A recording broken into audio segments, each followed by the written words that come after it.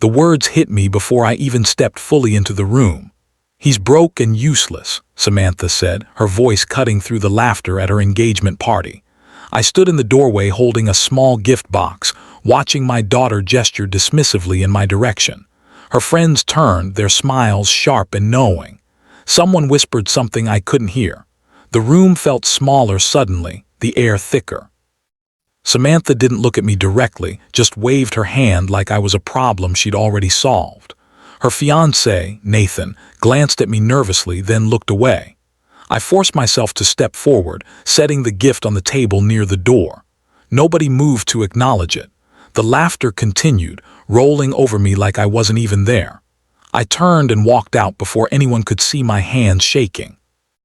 My name is Christopher Morgan, and I've spent 52 years learning that silence doesn't mean weakness. The drive home felt longer than usual. My chest hurt, not from anything physical, just the weight of what I'd heard. I pulled into the driveway and sat in the car for 10 minutes, staring at the steering wheel. Inside the house, the silence pressed against me.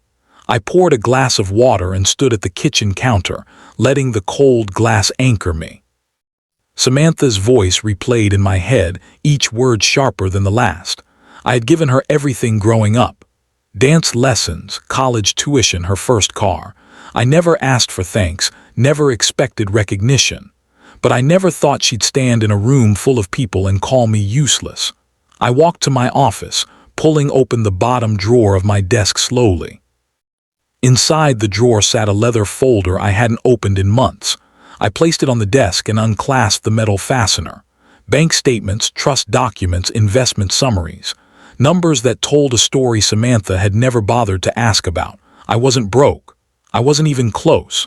I ran my finger down the first page, tracing the balance at the top. Millions. Built quietly over decades, invested carefully, protected from people who might take advantage. Samantha thought I lived paycheck to paycheck because I drove an old truck and didn't wear expensive clothes. She assumed my silence meant weakness. I closed the folder and leaned back in my chair, staring at the ceiling. A plan started forming in my mind, slow and deliberate, like ink spreading across paper. 2 weeks later, I attended another family dinner at Lydia's house. Lydia Carter, Nathan's mother, sat at the head of the table like she owned the room. She did, in a way.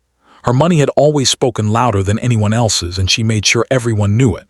I sat near the end, quiet as usual, while Samantha and Lydia discussed wedding plans. Floral arrangements, guest lists, venue options. Everything expensive, everything excessive. Lydia glanced at me once, her smile tight. "Some people are better than they seem," I said softly, almost to myself. She raised an eyebrow.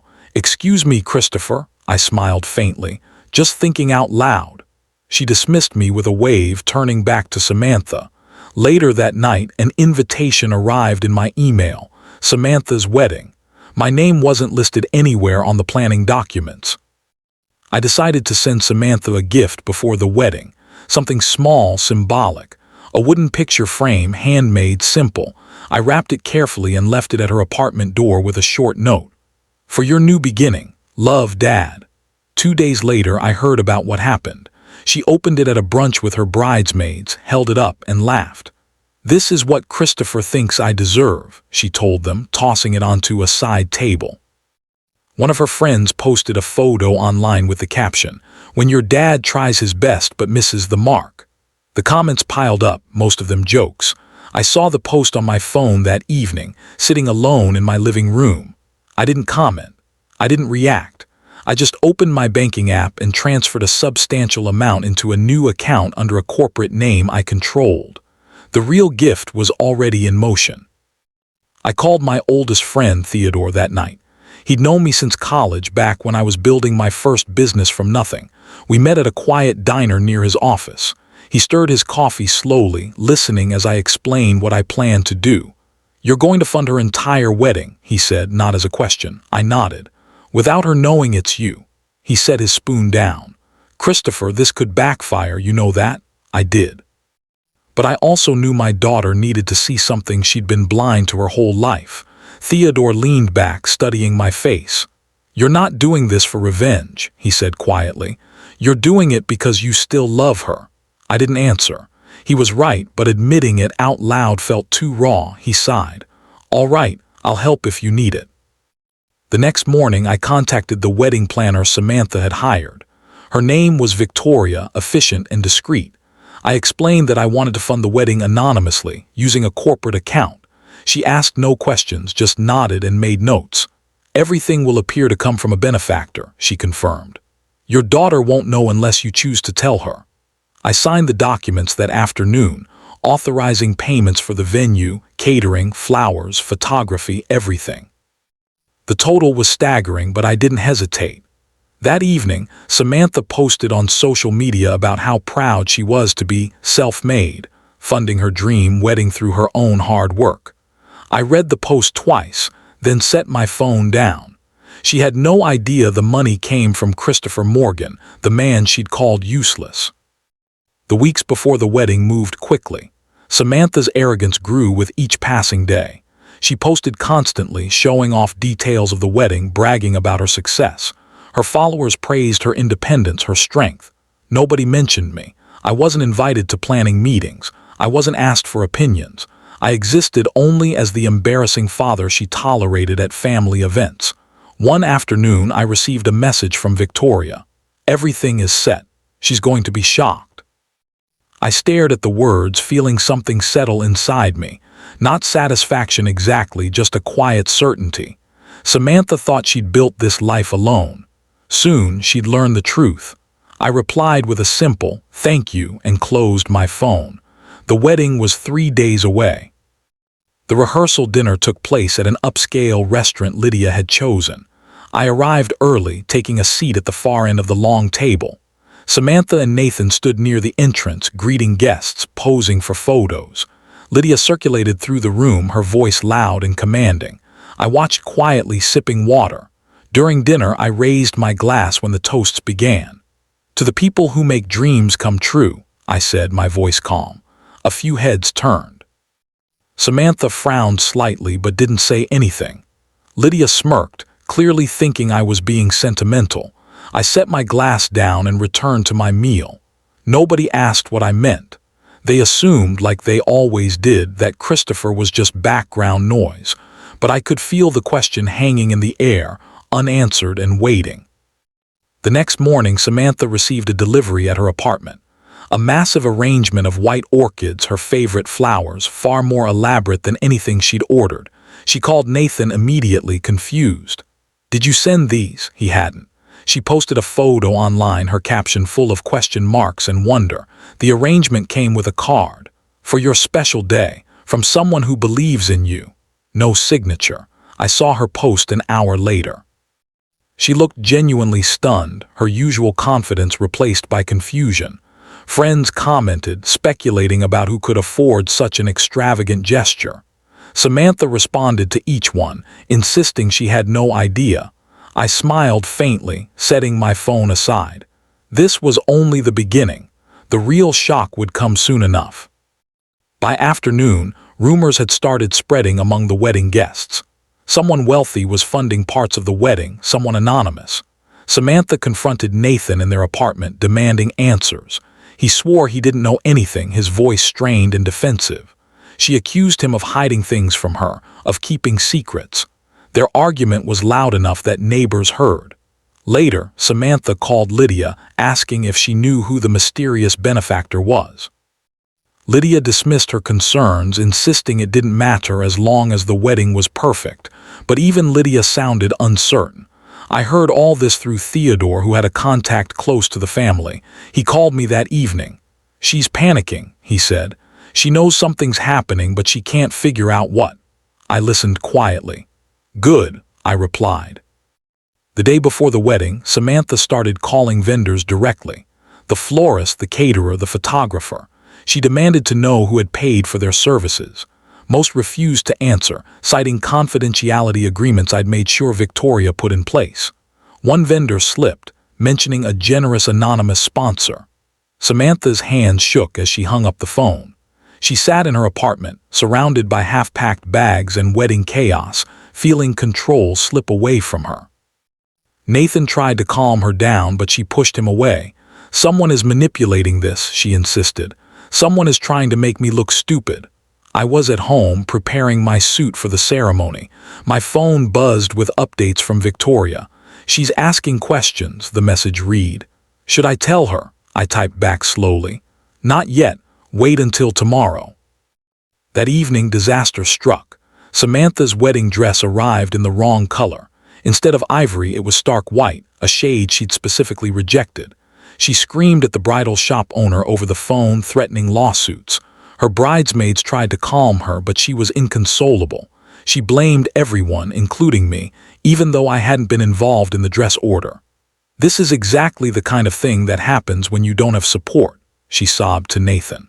I heard about it within the hour. I made a single phone call to a contact I had in the fashion industry. By midnight, the original dress in the correct shade had been located, altered, and delivered to Samantha's door. She opened the package at 1 in the morning, her eyes red from crying. There was no note, no explanation, just the perfect dress. The rehearsal dinner continued the next evening despite the earlier chaos. I stood to give a toast, something I rarely did. The room quieted, all eyes turning toward me. To the people who make dreams come true, I said again, lifting my glass. To those who give without asking for recognition. Samantha's face tightened. She looked at Nathan, then at Lydia, searching for understanding. Lydia rolled her eyes, clearly annoyed by what she saw as my attempt at relevance. But a few guests shifted uncomfortably, sensing something beneath my words. I sat down without elaborating. The toast hung in the air, unfinished and heavy. Samantha stared at me for a long moment before turning away. I could see the wheels turning in her mind, connecting dots she didn't yet understand. During the final vendor meetings that afternoon, a florist made a mistake.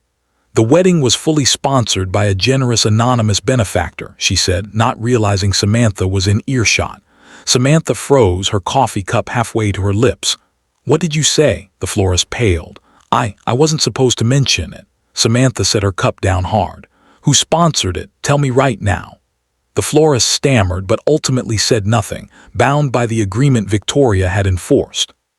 Samantha left the meeting shaking, her mind racing. She pulled Nathan aside. It's Christopher, she whispered. It has to be my father. Nathan shook his head. Your dad. He doesn't have that kind of money. But doubt had already planted itself in Samantha's mind. She couldn't shake the feeling that everything was about to change.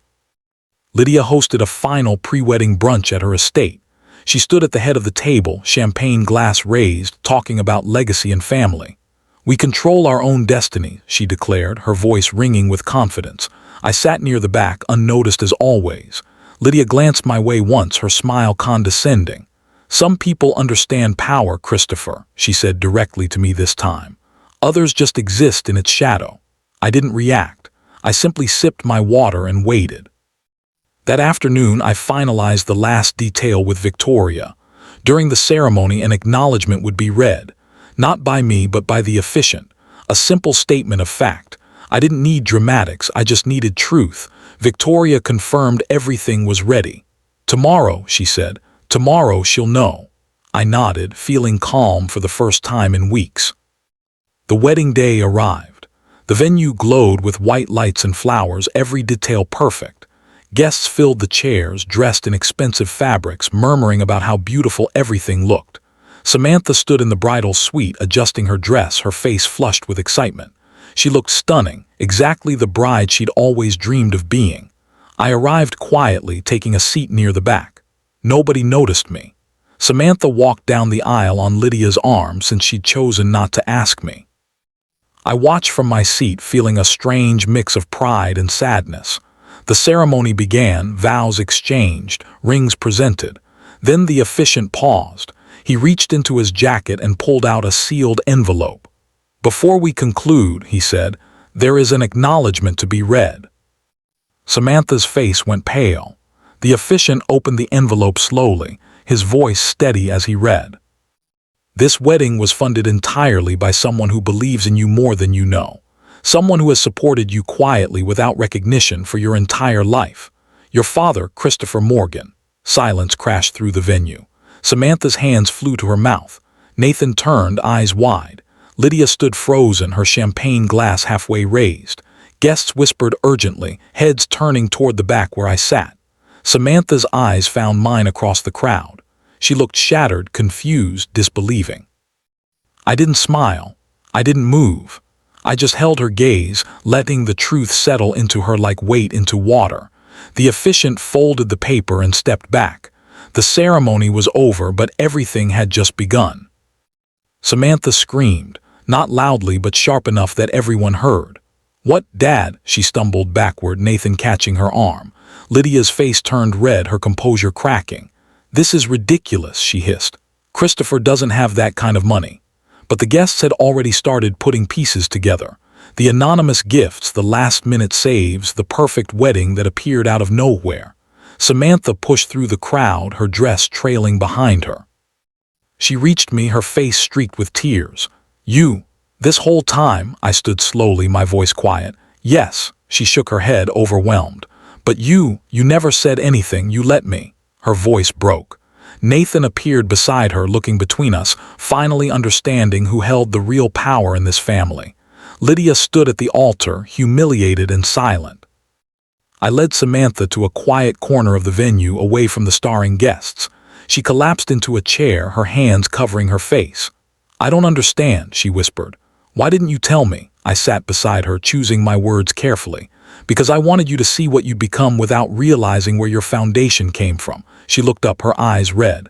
"I called you useless," I nodded. "You did." She started crying again, deep sobs that shook her shoulders. "I'm so sorry." "I didn't know," I thought. I placed a hand on her shoulder. "You thought I was weak because I didn't show off. You thought silence meant failure." She nodded, unable to speak. Around us, the reception continued awkwardly, guests uncertain how to proceed. But in that moment, none of it mattered. My daughter was finally seeing me. Samantha stood and walked back to the center of the venue. Her makeup was ruined, her hair disheveled, but she didn't care. She raised her voice, quieting the murmuring crowd. "I need to say something," she began, her voice shaking. "I was wrong about my father, about everything." Nathan stood beside her, his hand on her back. "Christopher funded this entire wedding. Every flower, every meal, every moment. And I didn't know because I never bothered to ask who he really was."